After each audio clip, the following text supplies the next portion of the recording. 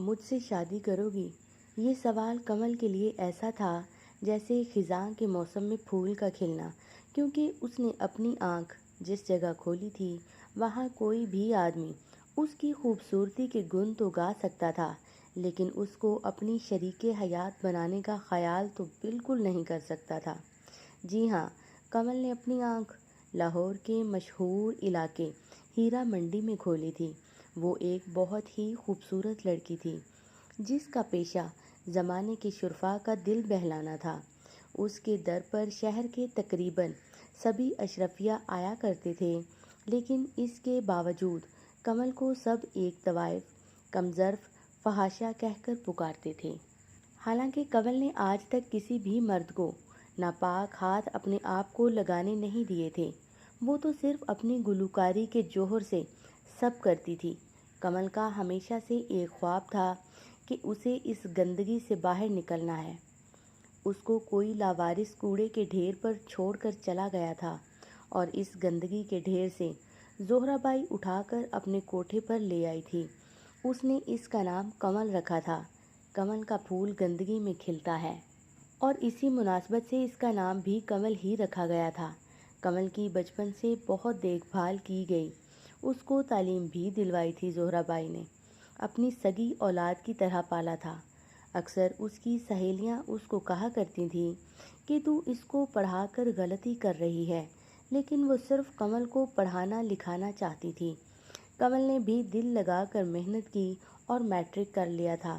جب وہ چھوٹی تھی تو اس وقت تو اس کو احساس نہیں تھا کہ وہ کہاں پل بڑھ رہی ہے، لیکن جیسے جیسے وہ بڑی ہوتی گئی اس کو اندازہ ہوتا گیا تھا کہ وہ کہاں پر ہے اور یہاں کیا ہوتا ہے، اور تبھی سے اس کا دل تھا کہ وہ یہاں سے کہیں دور چلی جائے۔ ایک روز حماد کا اس جگہ پر آنا ہوا۔ وہ باقی سب سے منفرد دکھائی دیتا تھا۔ باقی مردوں کی طرح اس کی آنکھوں سے ہوس نہیں ٹپکتی تھی، بلکہ وہ گھنٹوں بیٹھ کر کمل کے گانے سنا کرتا تھا اور جاتے جاتے اس کو ایک اچھی خاصی رقم بھی دے کر جایا کرتا تھا۔ وہ ایک سلجھا ہوا لڑکا تھا جس کو موسیقی سے بے انتہا کا لگاؤ تھا۔ اس نے ایک مرتبہ زہرہ بائی سے بات کی کہ اس کو کمل کو کہیں لے کر جانا ہے۔ زہرہ بائی نے یہ کہہ کر انکار کر دیا کہ نہیں، یہ میری بیٹی ہے، اس کو میں کسی کے ساتھ نہیں بھیجتی۔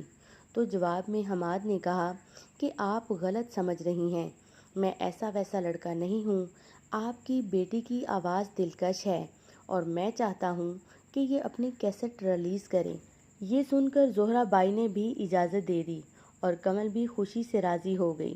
حماد واقعی ایک شریف لڑکا تھا۔ اس کی شرافت نے کمل کے دل میں اس کی جگہ بنا دی تھی، مگر اس میں یہ ہمت نہیں تھی کہ وہ حماد سے اپنے دل کی بات کہہ سکے۔ اور پھر وہ دن بھی آیا جب اس کی البم ریلیز ہونے کا وقت آ گیا تھا۔ اس روز وہ بہت خوش تھی، اور اس کی خوشی کا ٹھکانہ اس وقت نہ رہا جب حماد نے پورے میڈیا کے سامنے اسٹیج پر کمل سے پوچھا کہ مجھ سے شادی کرو گی؟ کمل کا تو جیسے خواب سچ ہو گیا۔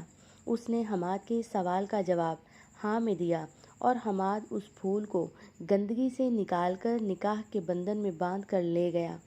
کمل کی قسمت تو اچھی تھی جو اسے حماد جیسا انسان مل گیا، لیکن کیا ہم نے کبھی سوچا ہے کہ کمل جیسی اور کتنے پھول ہوں گے جو اس سوال کا انتظار کرتے کرتے مرجھا جاتے ہوں گے کہ مجھ سے شادی کرو گی؟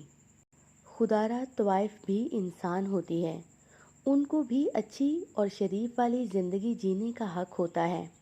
وہ یہ سب کام کوئی اپنے شوق سے نہیں کرتی ہیں، بلکہ کسی نہ کسی مجبوری کے تحت کرتی ہیں۔ اسی لیے ان کو دھتکارنے کی بجائے کبھی کوشش کر کے دیکھیے گا کہ ان کو اس دلدل سے باہر نکالیں۔ یقیناً اللہ تعالیٰ آپ کی اس چھوٹی سی نیکی سے بہت خوش ہوگا۔ کہانی پسند آئے تو اپنے دوستوں کے ساتھ سوشل میڈیا نیٹ ورکس پر ضرور شیئر کیجیے گا۔ اللہ حافظ۔